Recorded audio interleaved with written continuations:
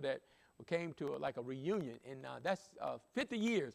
And some of those folks I hadn't seen for 50 years, at least I hadn't heard of any of them, don't know where they were, what they were doing, but all of them that were there looked well, and we remembered stories and things that happened, and the quiet ones, and something that we knew their names, but you didn't know their faces.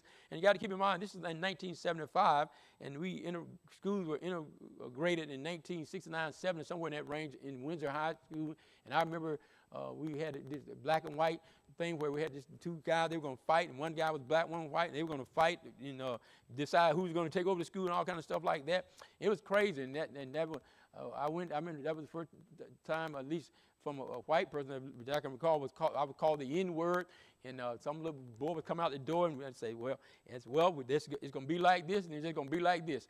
And so the point is that we remember some of those days and times and what was happening. A little bit different than it is today. But remember fondly some of those men and women now, and they are married. Some of them married each other, and a lot of them knew Francine's dad, and so it was just that kind of community. It was a small community, a farming community for the most part, and a number of the men there that were at that reunion, they owned most of the land around the area, not most of, a lot of it. And if you ever eat any peanuts anywhere in America, one of them men produce all those peanuts. Matter of fact, he sells most of them to China. But the point of it is, some of you may have heard Smithfield Packing Company. They used to own that as well, and they sold that to China too. But the point is that it was good to see them and fellowship there, and just to remind myself how good God is. And of course, a number of guys was preachers there, and they, of course, nobody thought any of us would be preachers about anything, because that's just the way we live. But anyway, I mean, I could tell you some stories that you would don't want to hear, so I'm not going to tell you.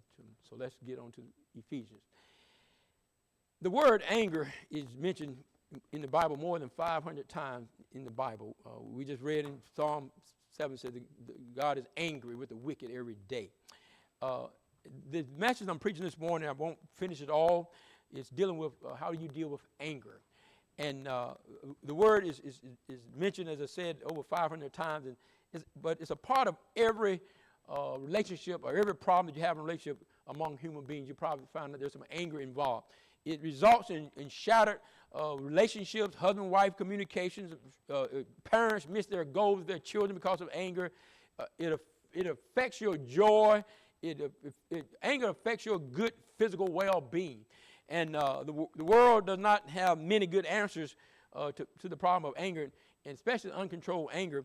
It's dangerous, and oftentimes we accept it as being, well, that's the way he is. He has a quick temper. He has a hot head, and people get angry and do crazy things.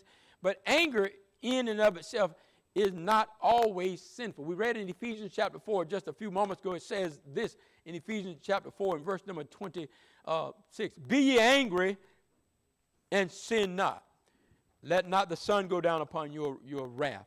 And so we're talking about today dealing with anger God's way. All anger is not and cannot be sinful. So, well, preacher, why do you say that? Because God is angry. But God is angry about the right things. In Psalm 7, verse 11, I just read, it says, God judges the righteous, and God is angry with the wicked every once in a while. It doesn't say that. It says every day. Now, why would God be angry with the wicked every day? Because the wicked are sinful. Jesus was angry at the hardness of the heart of the Pharisees. Look at Mark chapter 3, and we just look at what the Bible says as we look at this matter of anger. And this is not necessarily an expository type preaching through the Bible. It is a topical message dealing with a subject which is right now anger, and how God deals with anger, and how we ought to deal with it. In Mark chapter 3, it says, and he entered again into the synagogue, and there was a man there which had a withered hand. And they watched him whether he would heal him on that Sabbath day, that they might accuse him.